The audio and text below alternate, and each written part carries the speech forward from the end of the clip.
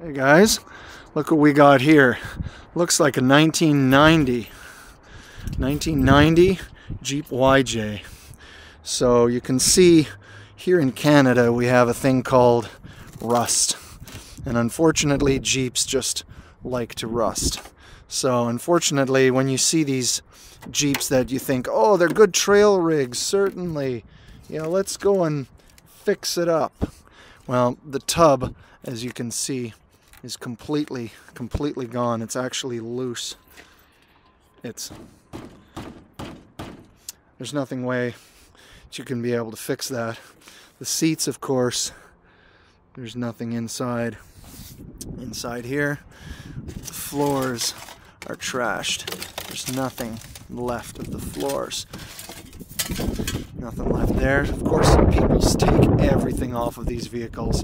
Try to be able to get these bolts out. I'm really surprised how fast he was able to get those out. Surprisingly, the windshield doesn't rust from this side, but it does as soon as you get to the windshield frame.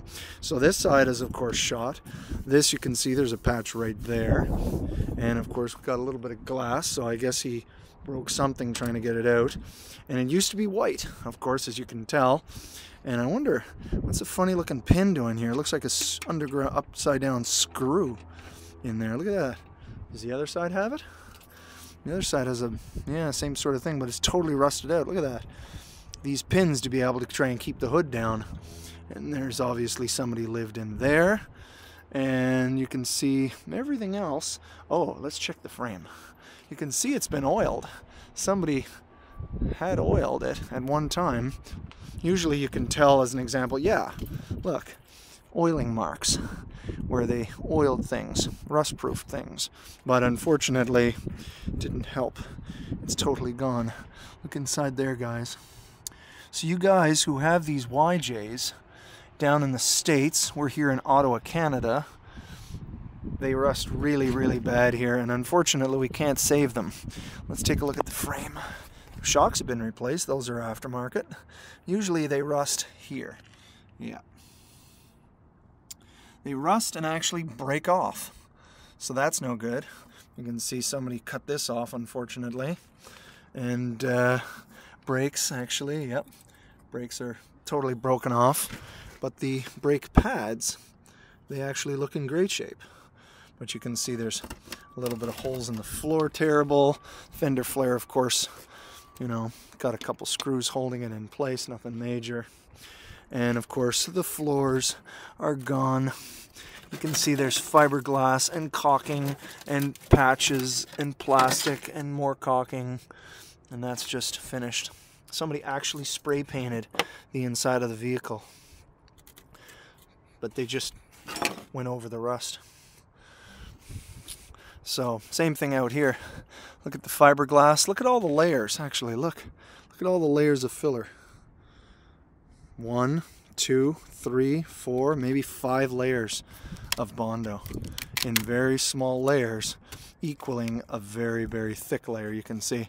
And this is all loose. You can just feel it. It's just bending off the side. Notice the drywall screws. Drywall screws.